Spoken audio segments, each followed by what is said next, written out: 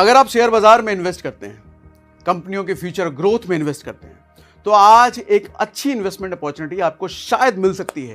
क्योंकि आज जो बिजनेस की स्टडी, जो कहानी मैं आपको सुनाने वाला हूं, जिस बिजनेस की, जिस इंसान की, उसने अपनी जिंदगी में बहुत सारे उतार चढ़ाव दिए और इतना बड़ा बिजनेस मॉडल बना दिया है, जिस मॉडल के साथ आप भी जुड़ सकते हैं। जुड़ रहे हैं कैसे हैं वो तो हम आगे बात करेंगे, लेकिन पहले पूरी कहानी आपको बताता हूं। 2021 ओयो जैसी कंपनी के लिए काला साल। 2021 में ओयो की कहानी बिल्कुल खत्म सी थी। देश के बड़े बिजनेस अखबार और न्यूज चैनल इस कंपनी को ऑर्बिचुअरी लिख चुके थे, यानी कि इसकी कहानी खत्म हो चुकी है। वजह भी वाजिब था। एक साल पहले यानी कि फाइनेंशियल ईयर 19-20 में कोविड से एक साल पहले इस होटल चेन ने 13,000 करोड़ यानी कि लगभग $1.5 मिलियन का लॉस बुक किया था। और इसके बाद ओयो का बचना असंभव सा था मानो। 2021 को ओयो का आखिरी साल कहा जाने लगा और 2017 में यूनिकॉर्न बना ओयो अब खत्म होने की कगार पर था। ओयो की प्रॉब्लम सिर्फ फाइनेंसेस की नहीं थी। इस समय कंपनी काफी सारे लीगल केसेस में भी फंस चुकी थी और एक के बाद एक केसेस ने कहीं ना कहीं कंपनी को और उसकी लीडरशिप पर अलग अलग सवाल उठाए।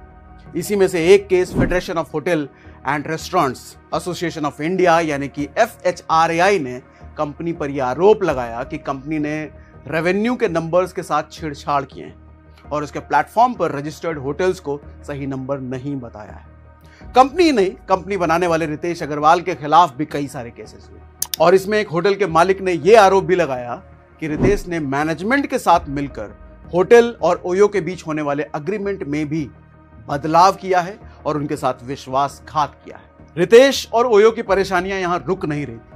जहां उनके होटल पार्टनर्स और घटते रेवेन्यू ने कंपनी की हालत खराब कर रखी थी, वहीं ओयो का सबसे बड़ा शेयर होल्डर सॉफ्टबैंक ने भी कंपनी पर दबाव डालना शुरू कर दिया। एग्जिट के चक्कर में सॉफ्टबैंक ने ओयो पर पब्लिक जाने की यानी कि IPO लाने का दबाव डालना शुरू किया और कंपनी से जल्द IPO लाने के लिए प्रेशर बनाना शुरू किया।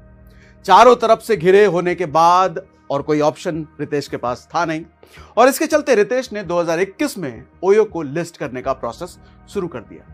2021 में $1.2 बिलियन यानी कि लगभग 8,000 करोड़ के IPO के लिए कंपनी ने सेबी को एप्लीकेशन दिया, लेकिन IPO के अप्लाई होते ही इसका लगातार विरोध शुरू हो गया। जॉस्टल और होटल एसोसिएशन FHRAI ने सेबी से यह शिकायत की और कहा कि IPO के डिस्क्लोजर यानी कि DRHP में ओयो ने काफी सारे फैक्ट्स छुपाए हैं और इसके चलते सेबी ओयो के IPO को सस्पेंड करे, इसकी डिमांड लगातार आ रही थी। ओयो ने इन सभी आरोपों को हालांकि गलत बताया, लेकिन कंपनी पर IPO विड्रॉ करने का प्रेशर बनने लग गया।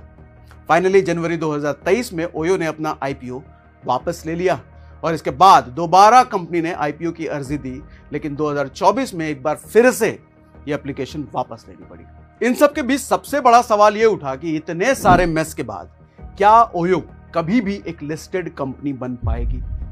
लेकिन 2024 ही वो साल रहा जब ओयो में टर्न अराउंड के पहले ग्रीन शूट देखने को मिले, यानी कि कंपनी 2024 में पहली बार प्रॉफिटेबल बनी और हजारों करोड़ के लॉस देने के बाद उस साल कंपनी ने 229 करोड़ का प्रॉफिट दर्ज किया।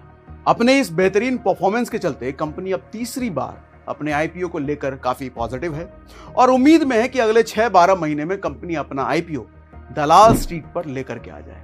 तो अगर वाकई में ओयो में टर्न अराउंड होने वाला है, तो ऐसे में आपके मन में यह सवाल आ गया होगा कि मेरे लिए क्या है। बताता हूं। देखिए, आप ओयो की इस अपवर्ड जर्नी का हिस्सा बन सकते हैं। आप IPO आने से पहले कंपनी का अनलिस्टेड शेयर खरीद सकते हैं और इसमें मदद करेगा आपकी इनक्रेड मनी। इनक्रेड मनी से आप आज ही ओयो के अनलिस्टेड शेयर खरीद सकते हैं। इसके साथ आप जो स्टॉक खरीदना चाहते हैं उसका एनालिसिस भी कर सकते हैं, जैसे financials, share holding pattern, fundamental details, recent news क्या है, ये सब सारी चीजें आपको वहां पर देखने को मिल जाएगी। और एक चीज आपको दिखेगी, 2022 में ओयो की वैल्यूएशन काफी हाई थी और कंपनी लॉस में थी, लेकिन अब जब टर्न अराउंड हो रहा है तो वैल्यूएशन में कमी आई है। कंपनी प्रॉफिट कमा रही है। अब इनक्रेड मनी के जरिए निवेश करना क्यों फायदेमंद है, थोड़ा आपको यह बता देता हूं। यहां पर कोई फीस नहीं लगती, कोई ब्रोकरेज नहीं लगता, कोई कमीशन नहीं देना पड़ता और कंपनी की रेफरल स्कीम भी काफी यूनिक और अच्छी है।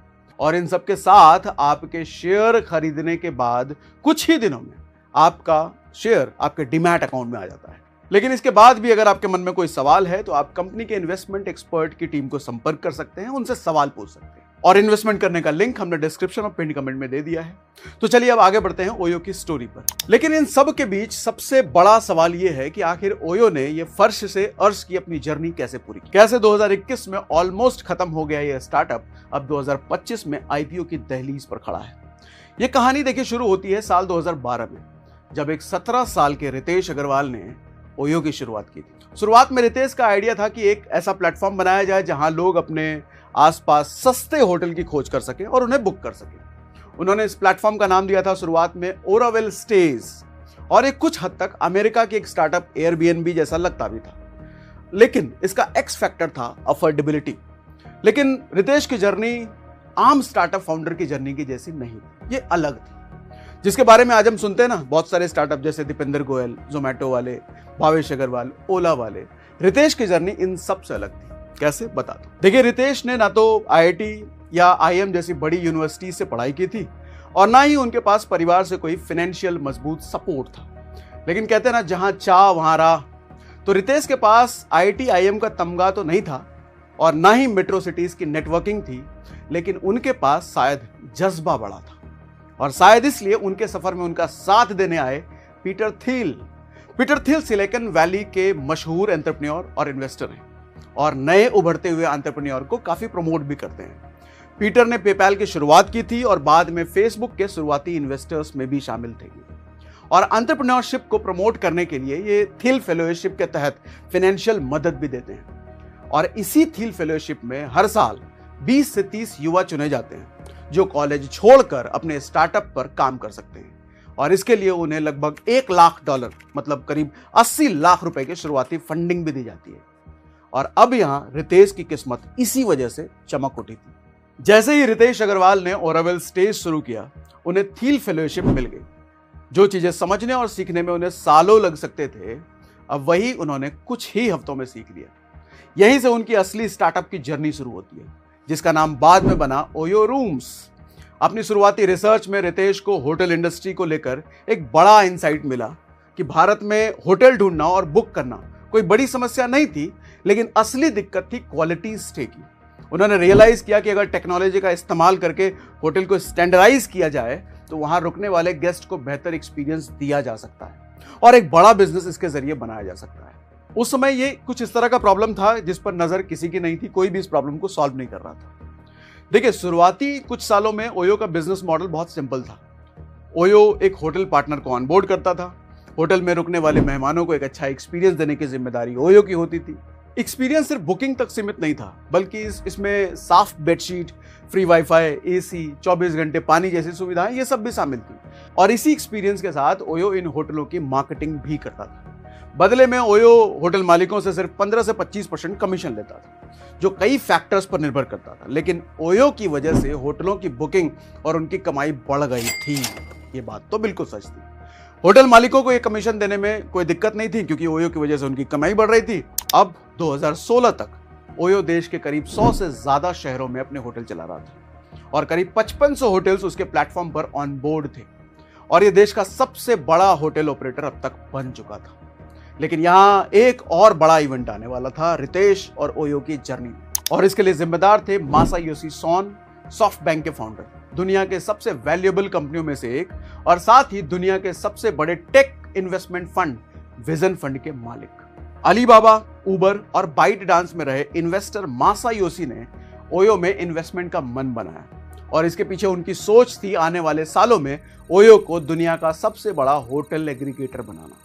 और इसी विजन के साथ मासायोशी और उनकी कंपनी सॉफ्टबैंक ने ओयो में 2015 से 2019 तक करीब $1.5 बिलियन का निवेश किया और ओयो में 47% हिस्सा खरीदा।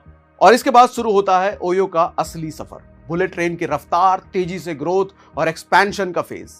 लेकिन शायद ये फेज थे जो आगे चलकर ओयो के लिए परेशानी का सबब भी बन गया। कैसे, बताता हूं। सॉफ्टबैंक के साथ आते ही अपनी स्ट्रैटेजी में उन्होंने बदलाव किया। पहले उन्होंने मिनिमम इनकम गारंटी लॉन्च किया, जिसके जरिए होटल ओनर्स को बुकिंग के ऊपर हर महीने एक फिक्स इनकम देने का वादा किया। इसके पीछे मकसद यह था कि कई सारे होटल्स उस समय नई कंपनी के साथ जुड़ने में हिचकिचाते थे और ऐसे ऑफर्स के जरिए आसानी से जुड़ जाते थे। मिनिमम इनकम गारंटी के तहत होटल ओनर्स की अर्निंग के ऊपर 50% से 200% तक की रकम दी जाती है, डिपेंडिंग अपॉन सिटी और कहां से वो ऑपरेट कर रहे हैं। अगर शहर बड़ा है तो बड़ी मिनिमम गारंटी, शहर छोटा है तो छोटी गारंटी। और इसके साथ ही मेन सीजन और ऑफ सीजन की फ्लक्चुएशन का प्रॉब्लम भी होटल्स की खत्म हो गई, क्योंकि अब कंपनी से उनको एक फिक्स इनकम मिल रही थी। होटल खाली भी रहे तब भी मंथली उनको ओयो लाखों रुपए दे रहा था। इसके तहत ओयो सॉफ्ट बैंक का पैसा भयंकर रूप से बर्न कर रहा था, लेकिन ये उस वक्त स्केलिंग के लिए जरूरी भी था। और इस तरीके से ओयो ने अपना एक्सपेंशन शुरू किया और देश के बाहर भी कदम रखना शुरू किया। साउथ ईस्ट एशिया की बात करें तो वहां से उन्होंने शुरुआत करी और 2019 आते आते 80 देशों में अपना फुटप्रिंट बना लिया। विदेशों की बात करें तो चाइना में ओयो ने सबसे ज्यादा तेजी से ग्रोथ किया और 2020 आते आते चाइना में ही ओयो के पास 19,000 होटल हो गए। और देखते ही देखते ओयो मैरियट और हिल्टन के बाद दुनिया की तीसरी सबसे बड़ी होटल चेन बन गई। सॉफ्ट बैंक की फंडिंग ने ओयो की किस्मत बदल दी मानो, और इस शानदार ग्रोथ का असर रेवेन्यू पर भी दिखना शुरू हो गया।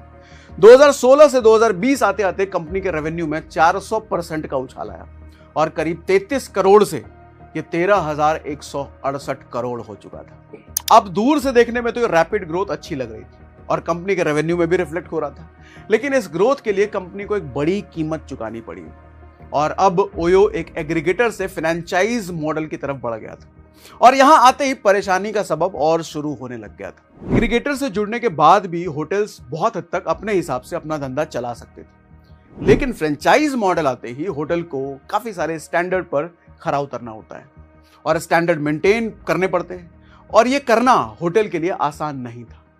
लेकिन ओयो को अगर ग्रोथ मेंटेन करनी थी तो उसके लिए फ्रेंचाइजी मॉडल ही सबसे अच्छा तरीका था उनके लिए। यहां से शुरू हुआ होटल मालिकों और ओयो के बीच अनबन। होटल मालिक को यह लगने लग गया कि अब ओयो के रहमो करम पर वो पल रहे हैं, खास तौर पर प्राइसिंग और डिमांड के मामले में, क्योंकि उनको लगा कि कमरे का दाम अब होटल मालिक नहीं बल्कि ओयो का एल्गोरिदम डिसाइड करेगा।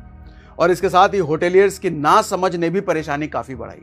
जिन होटल मालिकों ने ओयो के टर्म्स और कंडीशन ध्यान से नहीं पढ़े थे, उन्होंने सिर्फ अच्छी इनकम के लालच में ओयो की फ्रेंचाइजी खरीद ली।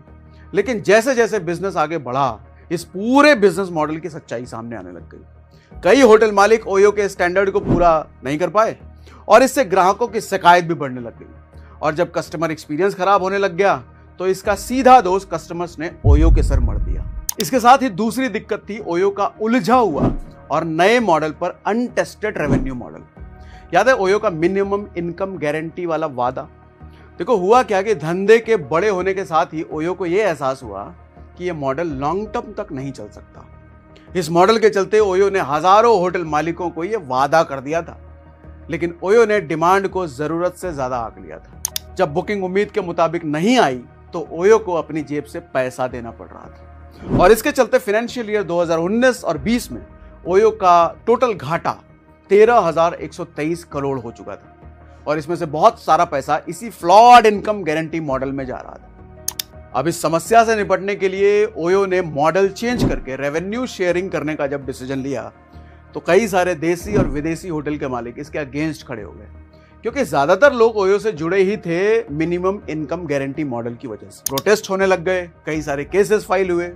अब ये जो इतनी बड़ी आग लगी थी, इसको बुझाने के लिए रितेश लगे ही थे कि तब तक इससे कई गुना बड़ी विकराल समस्या सामने आ गई, और उस समस्या का नाम था कोविड 2020। देश दुनिया सब बंद, ट्रैवलिंग बंद, हॉलीडेज सब होल्ड पर चले गए और हॉस्पिटैलिटी इंडस्ट्री चारों खाने चित्त हो चुकी। और ये वही समय था जब ग्रोथ के साथ बढ़ती हुई मैन पावर भी बढ़ाया जा रहा था। 43,000 होटल्स को मेंटेन करने के लिए ओयो ने हजारों की संख्या में लोगों को हायर किया था। अब रितेश के लिए एक बड़ा चैलेंज हो गया इतनी बड़ी मैन पावर को मेंटेन करना। अब धीरे धीरे समस्या को सॉल्व करने के लिए उन्होंने अपनी टीम हल्की करनी शुरू करी। प्रॉपर्टीज जो नहीं चल रहे थे उनको बंद किया, मतलब जो भी कुछ हो सकता था वो सब कुछ किया। लेकिन इसी बीच ओयो के सबसे बड़े इन्वेस्टर सॉफ्ट बैंक ने पब्लिक जाने का प्रेशर बनाना शुरू किया। यह वही समय था जब मसायोशी अमेरिका की कंपनी वीवर्क में सॉफ्ट बैंक के $15 बिलियन स्वाहा कर चुके थे और ओयो में किए हुए इन्वेस्टमेंट के रिटर्न के इंतजार में थे। अब प्रेशर में आकर ओयो ने आईपीओ के लिए अप्लाई भी किया, लेकिन आईपीओ एप्लीकेशन विड्रॉ करनी पड़ी। और पूरे स्टार्टअप जगत में लोग इस इंतजार में थे कि जो हाल बाइजूस और वीवर्क का हुआ है, कब वो हाल ओयो का भी होगा। लेकिन कहानी में अभी ट्विस्ट बाकी था। रितेश और ओयो ने एक बार फिर अपना मॉडल बदल दिया। ग्रोइंग एट एनी कॉस्ट के बजाय कंपनी अब ग्रोइंग प्रॉफिटेबिलिटी की फिलॉसफी पर चल पड़ी। ओयो ने उनके साथ लिस्टेड होटल्स का एक्सरे किया। वो होटल्स जिसमें ऑक्यूपेंसी कम रही या फिर जिसमें कस्टमर का एक्सपीरियंस अच्छा नहीं रहा, उनको डीलिस्ट भी कर दिया। भारत में 18,000 होटल थे और उस संख्या को घटा करके अब 8,000 कर दिया। बजट होटल्स का टैग हटाकर कंपनी ने ब्रांड की रीपोजिशनिंग शुरू करी। ट्रैवलर्स की जरूरत के हिसाब से कैटेगराइजेशन भी किया और इसके लिए कंपनी ने ओयो टाउन हाउस के नाम से ओयो होम लक्स, पैलेट और संडे जैसे सब ब्रांड लॉन्च किए। अब ये वो समय था जब कंपनी अफोर्डेबल से लग्जरी और लग्जरी से रिसॉर्ट की सब कैटेगरी में क्लियरली विजिबल हो गई। और इसके साथ ही ओयो अब स्पिरिचुअल टूरिज्म पर भी फोकस कर रही है, क्योंकि आप जानते हैं ये कैटेगरी 2028 तक $60 बिलियन की हो सकती है। कंपनी की रीस्ट्रक्चरिंग और नए बिजनेस मॉडल का कंपनी पर शानदार असर दिख रहा है। और CNBC TV 18 की एक रिपोर्ट की बात करें तो ओयो ने फाइनेंशियल ईयर 2025 के Q3 में पिछले साल के मुकाबले शानदार 6 गुना प्रॉफिट दिखाया है। और पिछले साल कंपनी का प्रॉफिट आफ्टर टैक्स जहां 25 करोड़ था, वो फाइनेंशियल ईयर 2025 में 166 करोड़ हो गया है।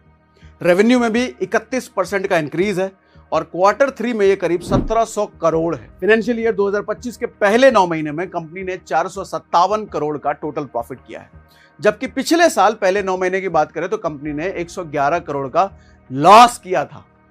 नंबर्स अच्छे दिख रहे हैं और कहीं ना कहीं ऐसा लग रहा है कि ओयो जो बिजनेस मॉडल और धंधा करने का तरीका ढूंढ रहा था, फाइनली वो उसको मिल चुका है। और उम्मीद है कि इसके चलते कंपनी की IPO की एप्लीकेशन भी पास हो जाए और जल्द ही कंपनी का IPO आ जाए। अब ये समय ही बताएगा कि कंपनी कहां तक जाएगी और आगे क्या होता है। लेकिन एक बात है, रितेश अग्रवाल के जज्बे को सलाम।